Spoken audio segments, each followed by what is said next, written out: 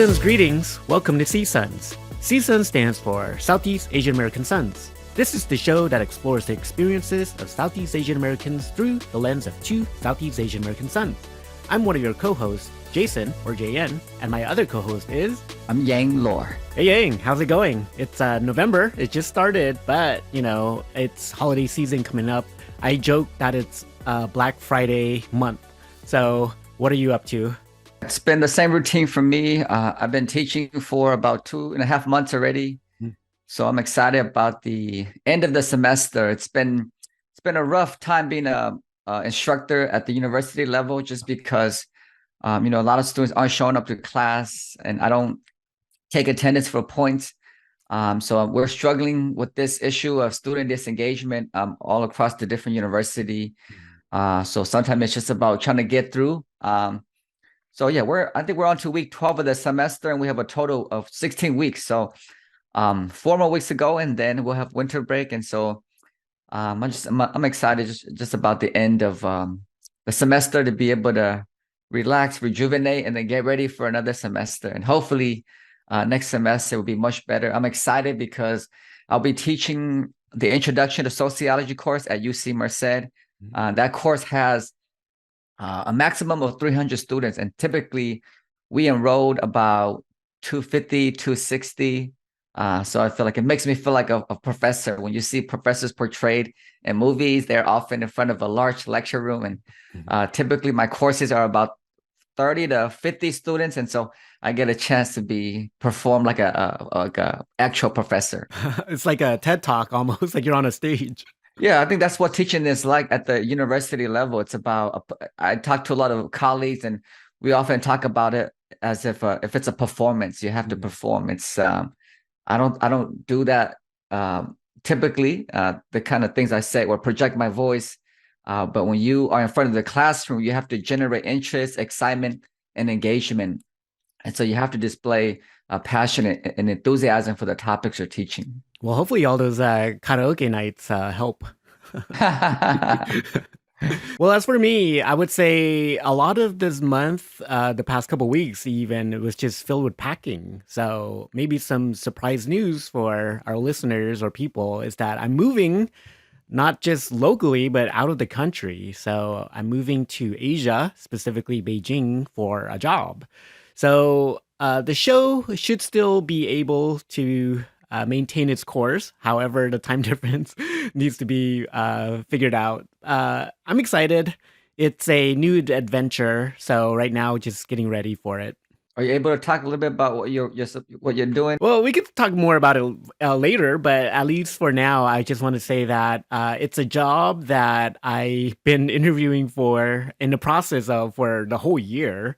It started in February when I got contacted by a Chinese network over in Beijing, and finally, the interview process, the paperwork, and all the requirements have been met, I think. So they always find something at the last minute where I'm like rushing to figure something out. So it's a network job. So I'll be doing video editing. So a skill set that I've gained and maintained ever since college, and utilizing it for a show over at the network. So I'll talk more about it eventually, but for now, that's what I'll be doing. Yeah, that's very exciting. I met you when you were working at a Stanford, recording a lot of the lectures. So, I mean, it's good to see you finally utilize those skill sets for a TV show. Thanks. Yeah, I look forward to it. All right. So today's episode is a review based on some of the topics in a film called Saigon, U.S.A. It was produced in 2004. It's just under an hour.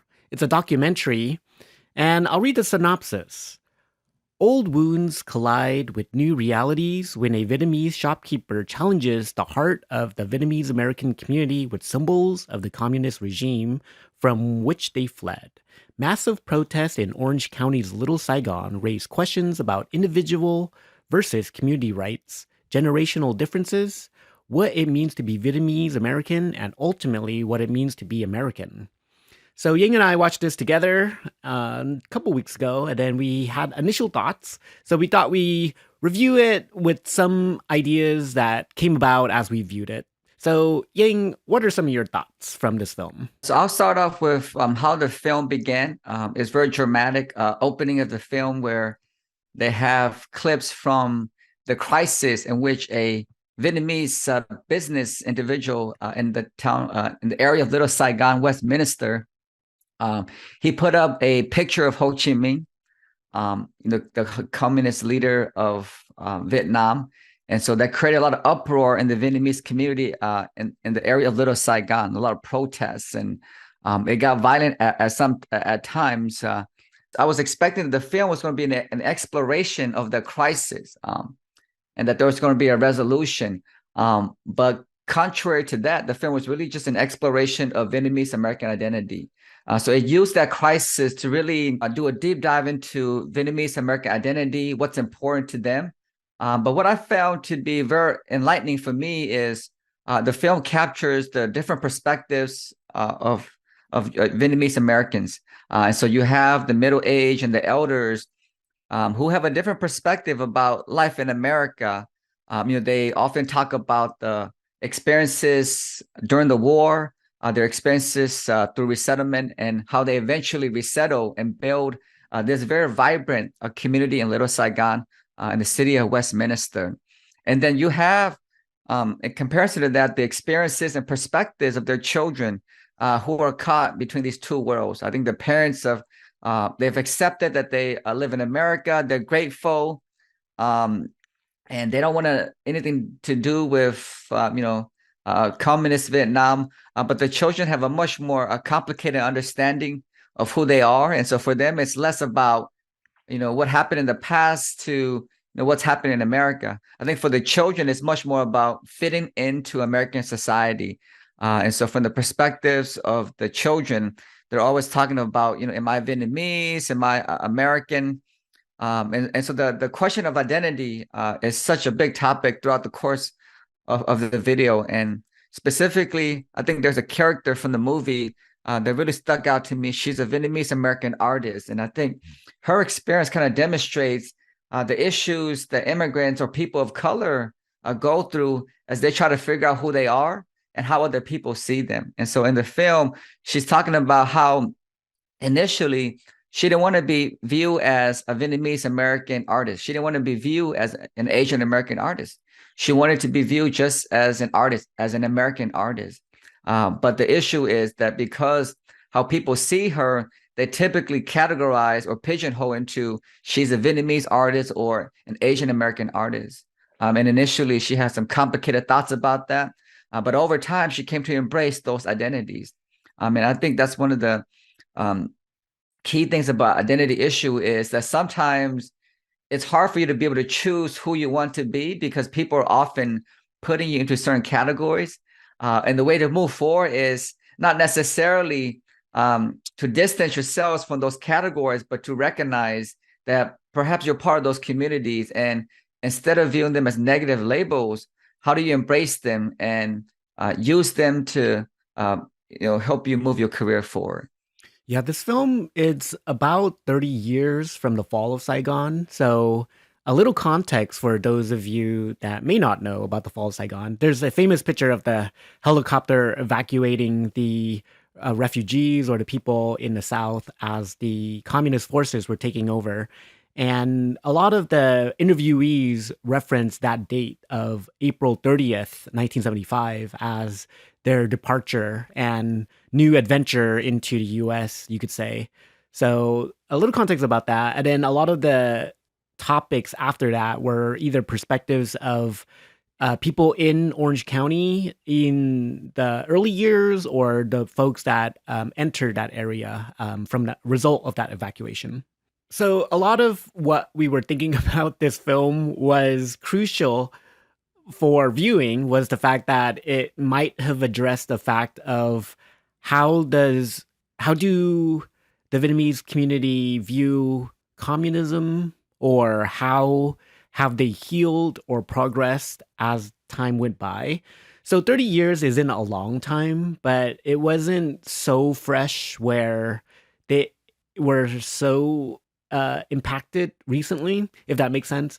So I guess what I'm trying to say is they had 30 years to kind of deal with this issue, and it seemed like they were healing, but were they actually healed, or was it more of a facade? Because the fact that somebody, a shopkeeper in this case, a video store owner, put up a picture and everyone got riled up for it, it seemed like the community is very fragile. So, did they actually heal, or were they just pretending to?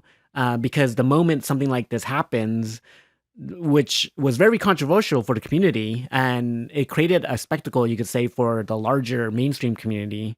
What does that mean? So, I guess, do you have any thoughts on that as far as the view of the community trying to recover and embrace American culture, but suddenly getting riled up when somebody puts up a picture of someone who is Vietnamese, but with a different political viewpoint? Yeah, and I think it just comes down to the sort of experience people have. And so I think for the younger Vietnamese Americans, they often don't have the experience of losing everything they've worked for. Mm. So the Vietnamese elders and middle age members of the community, they lived in Vietnam. They've experienced the results of the war where they had to leave their home. Essentially, they lost their status as important individuals. And so they come to America and they have to start over. And so, I think Ho Chi Minh, that picture is very triggering for the Vietnamese elders. And I think it's understandably so.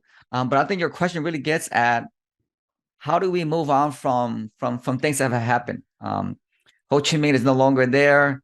I feel like even today, Vietnamese Americans and elders go back to Vietnam. But what is it about a specific picture that triggers so much strong emotion? And I think it just brings back a lot of that memory of having to flee everything you've worked for, everything you've known, and then having to adapt to a country where you have to start from the bottom. And so, I think we often assume that time itself will heal these wounds. But unfortunately, in this specific case, and I think even in life as well, if you don't engage with it, you don't try to address it, it's going to linger on. And so I think in the film, we definitely see that. But I think these crises should not be a negative reflection of the community. It shows that the community is engaged, that they're organized. Okay. I think sometimes when we see a protest, we think of it as dysfunction.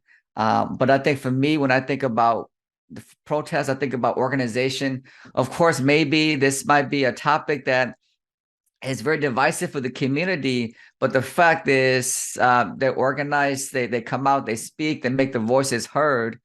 So I see that as somewhat of a positive, even though it can be viewed as a negative because it's dividing the community. But in this particular case, it seems like the whole community is against this particular individual. So is the community divided? Perhaps not, but maybe they're not at a point where they want to engage with this conversation about, what does Vietnam stand for? What does Ho Chi Minh stand for? Besides the fact that, they, the Vietnamese American in this country are the ones that fled. And so I think that's my take on it. Well, on that point, it brings up the aspect that shop owner, the reason why he even he says in the film, I think it was a news interview, that he wanted to create a conversation. So I don't know if he was a communist or he supported Ho Chi Minh, but he put it up and he said something to say that to start a dialogue.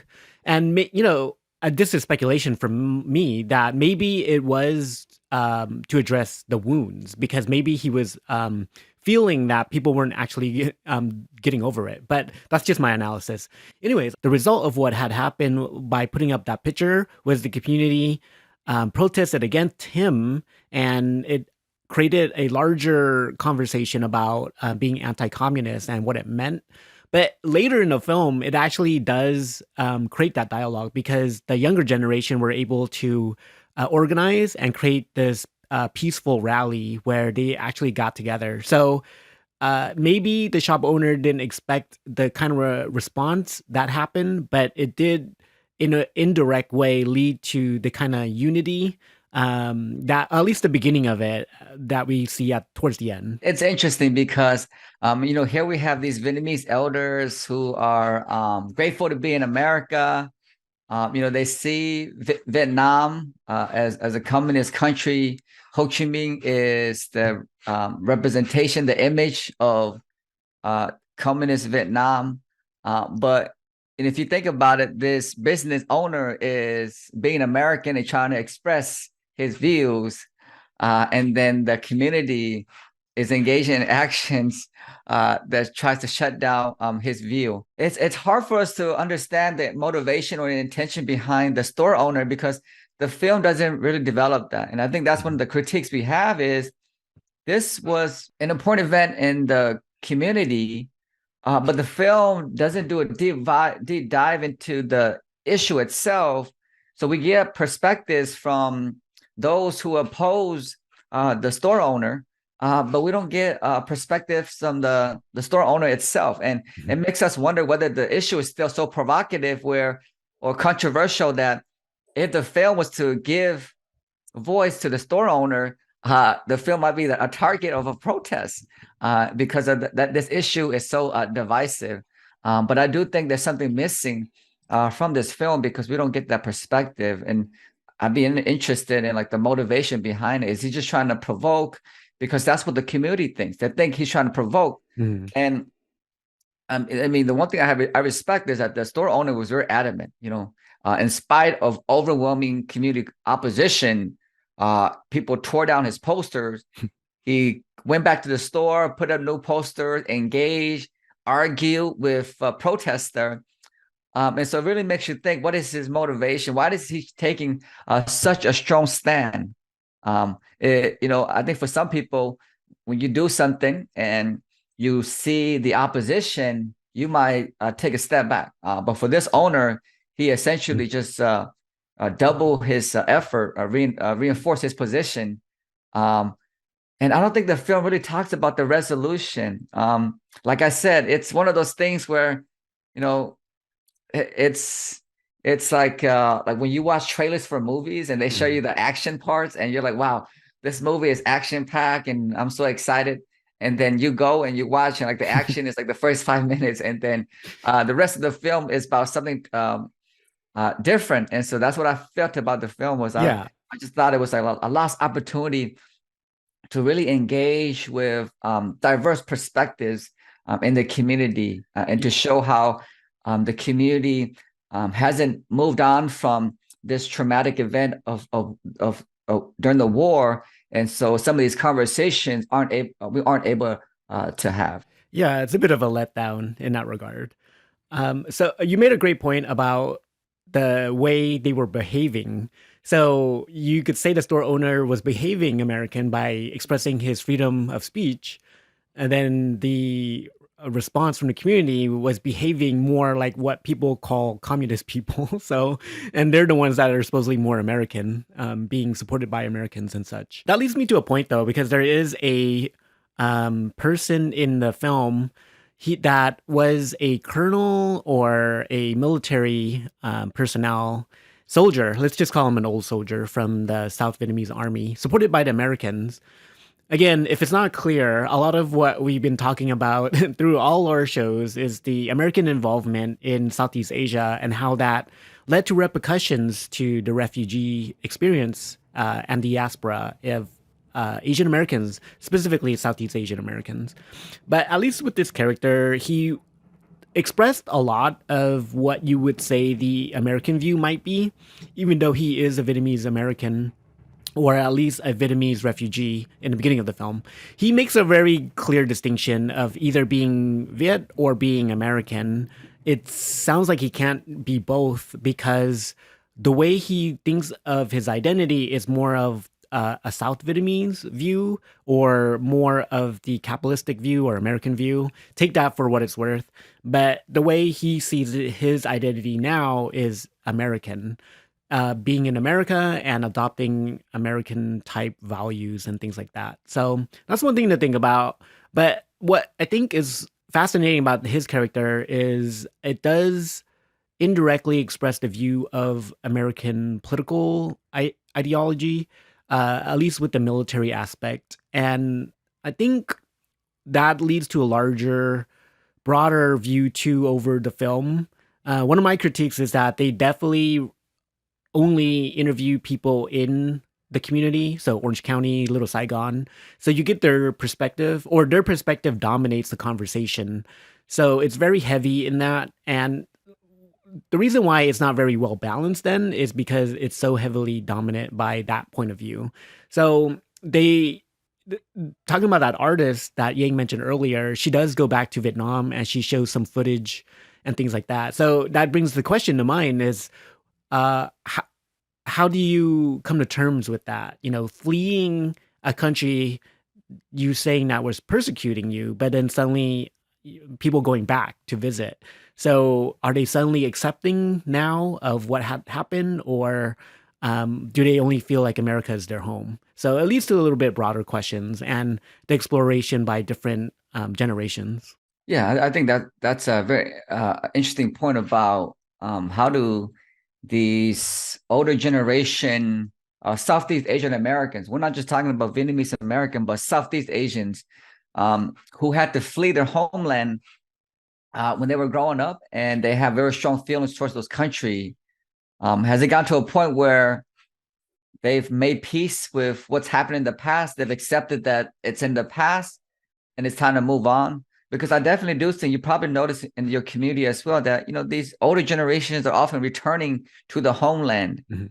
And so I don't know if at this particular point, people have been able to recognize that the past is the past, and what Laos, what Cambodia, what Vietnam stands for today is very different from what they experienced when they were forced to flee. Yeah, there is the idea of the difference between people to people relation. So if you have family, you can't, for a lot of people, just negate them. So you'll keep in contact, maybe send remittance and things like that.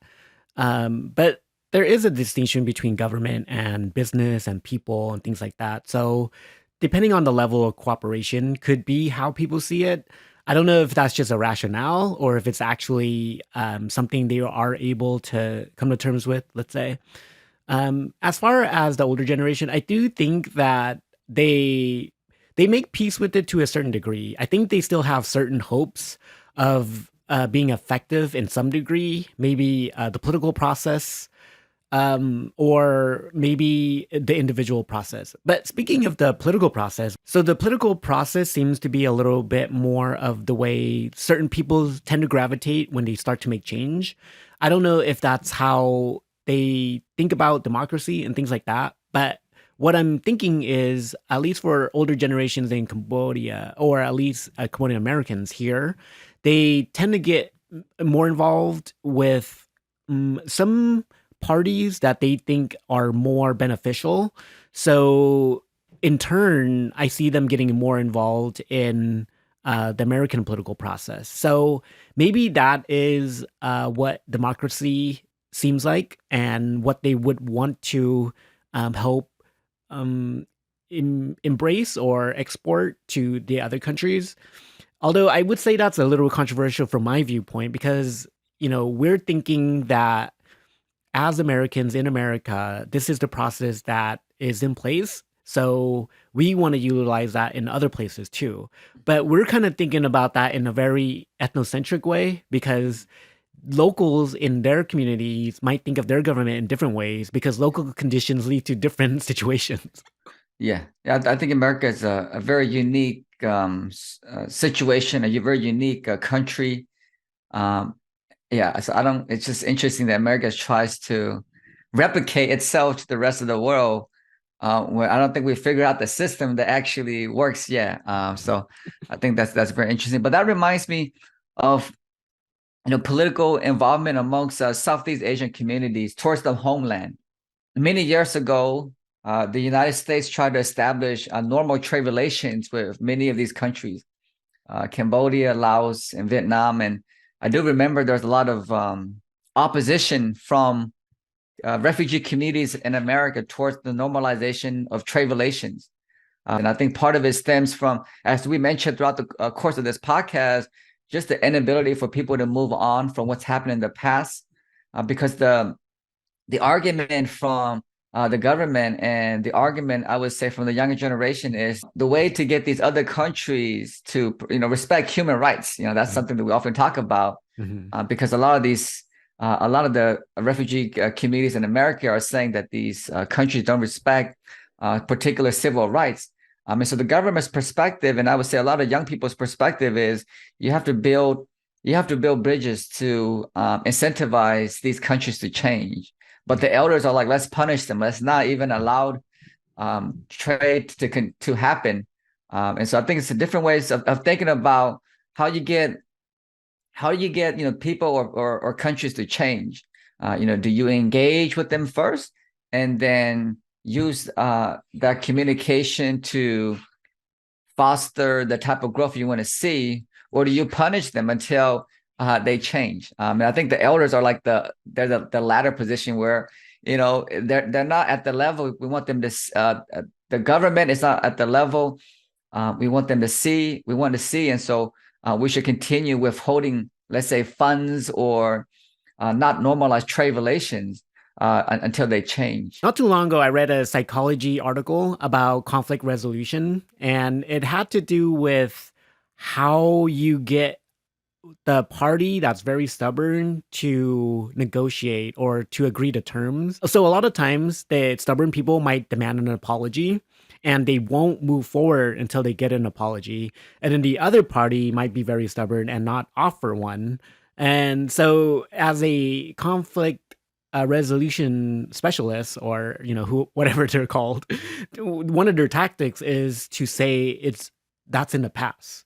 So you don't try to say, can you make them apologize? And you can't say they will apologize. It's just you don't get anywhere with two stubborn groups like that, or at least one stubborn party. So what you do as a conflict resolution is to say, the offense is in the past. We're talking about the future. So we need to move forward.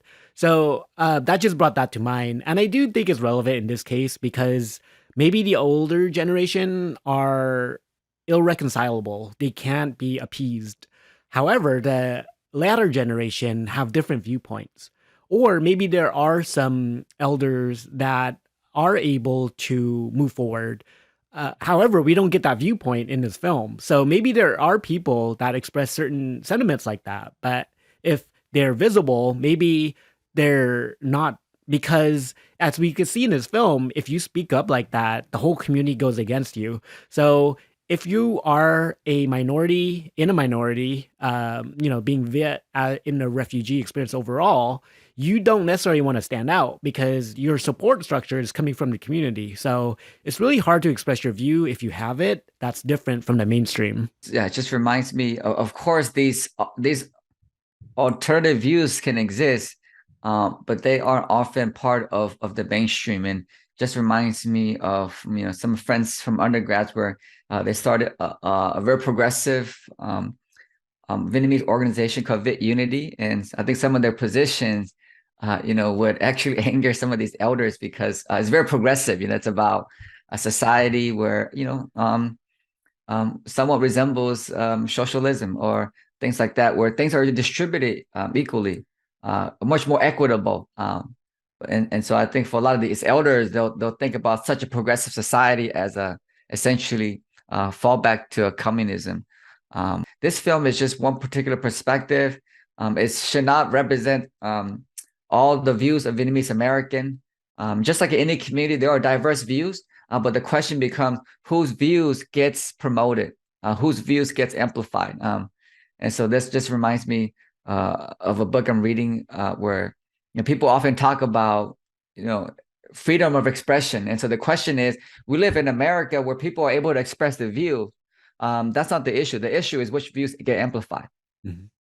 Like, Twitter or Facebook or Instagram, which one do they choose to promote? Do they choose to promote the most provocative one that has disinformation, or how do they choose to promote which view? So I think the issue for us, and that's relevant to this film, is we live in America where there's supposed to be freedom of expression. It doesn't mean there's no consequences. There are consequences to it. But the other question is, which one gets amplified. And so in this film, we definitely see that certain perspectives get amplified, And for both of us who are not from the Vietnamese American community, we can come to see, well, this is the Vietnamese community where this is the views of a particular segment of the Vietnamese community. The last point I want to make here is just there's some footage of McCain, John McCain.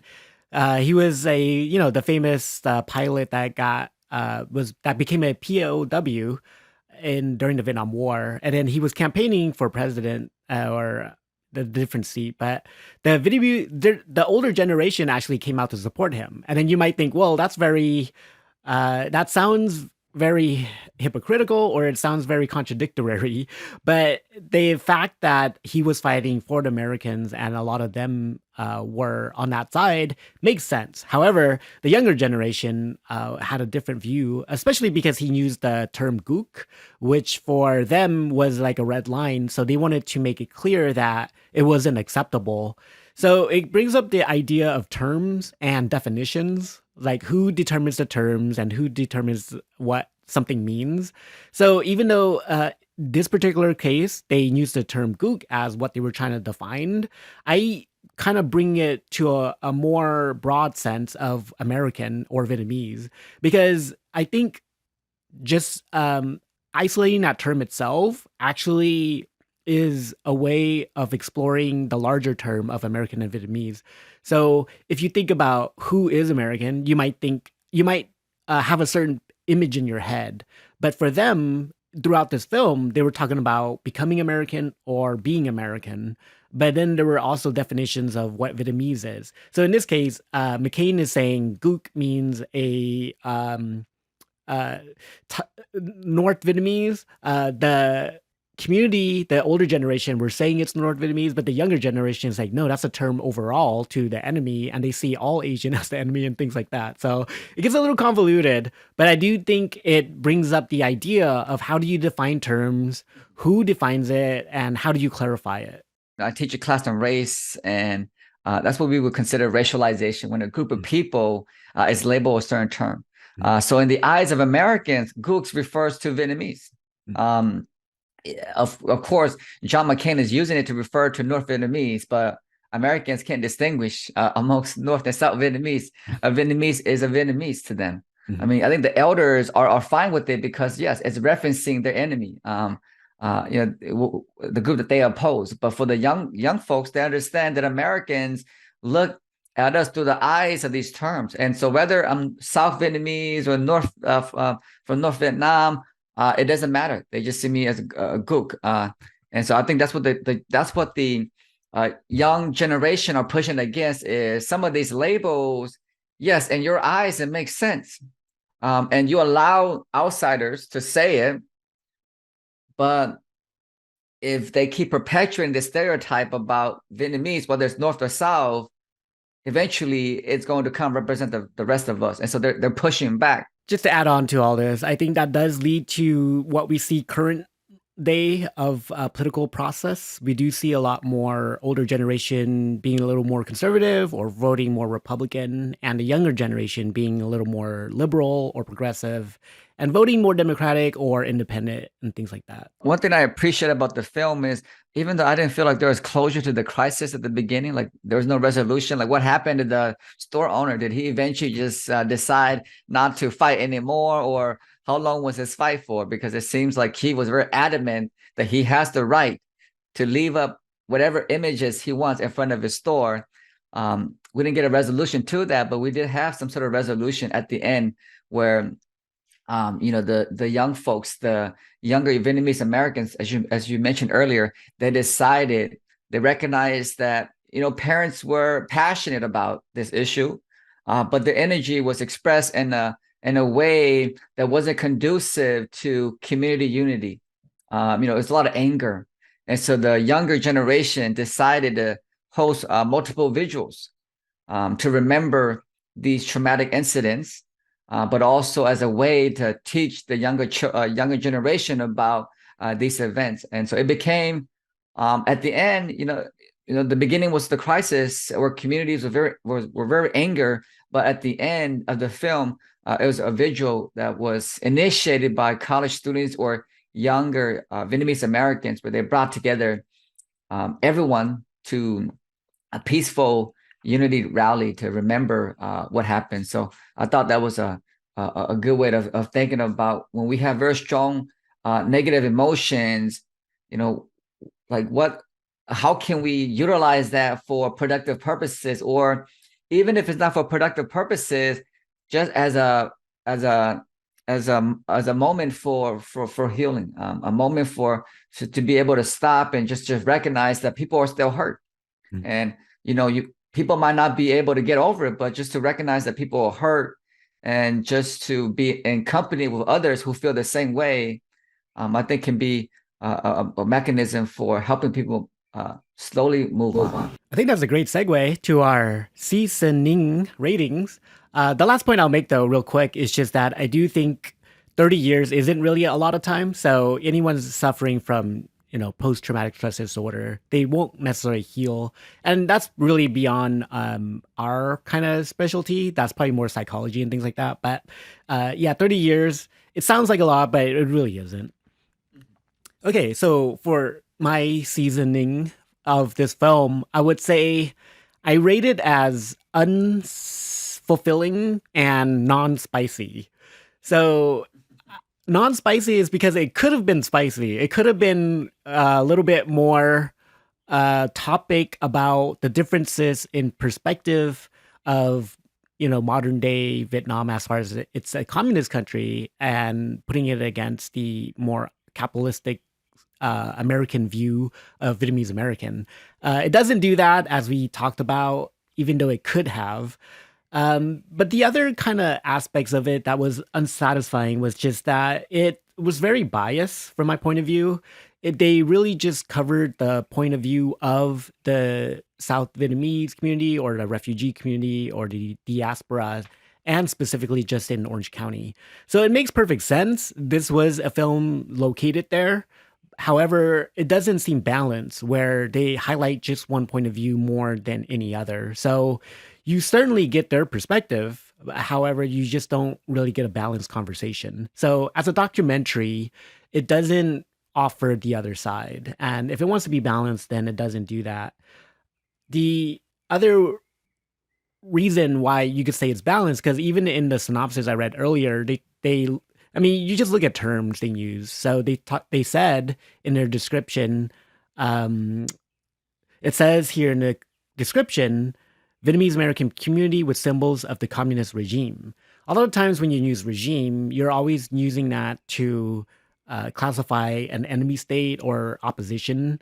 So you don't hear that just being synonymous with government. So another way of reading it could be like the communist government, but in this case, it's communist regime. Do you use that with America as well, the American regime or American government? So it really does highlight some of the bias the film itself has of what it's trying to convey. And then one thing you'll see throughout the whole film is the old or South Vietnamese flag. So the yellow flag with 3 red stripes. So you see that a lot. And that should be an indication for you as a viewer of what side they're on. So that's my take on it. That's my seasoning. I think for my seasoning, I feel like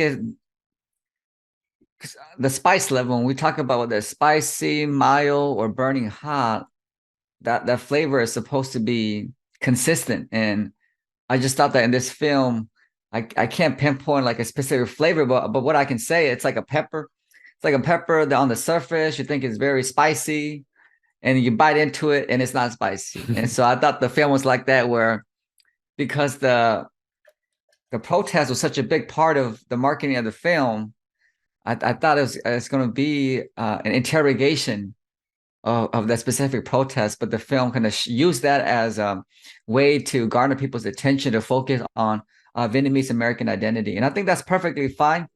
Just exploring how Vietnamese Americans think about their life in America, identity, how they think about what happened in the past.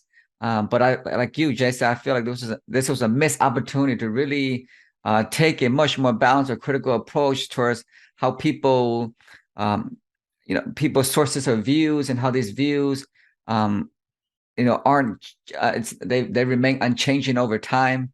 Because I definitely thought if we were actually to involve the perspective of the store owner, it would actually bring about a much more lively debate or conversation just about views and how people have views and what are the motivations behind those views.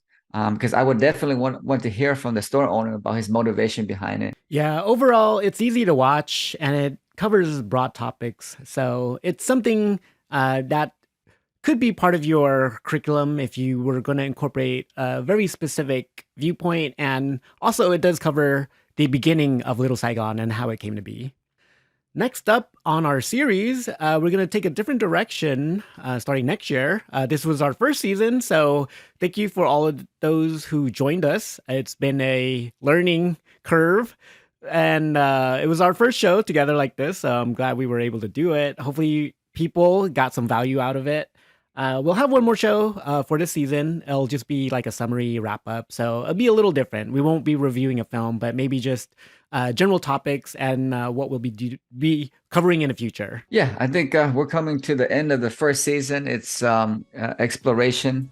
It's definitely an experiment for us. And so looking forward to the final episode where we actually get to talk about these different groups in comparison to each other, just the different mediums for describing their experiences and what we've learned about what's common, what's different. And of course, we put them together as Southeast Asian Americans, but they also are very unique. They have different set of experiences. So looking forward to delving deeply into these different groups in our next episode. Well, that does it for this episode. Thank you for joining us. As always, take care and see you next time.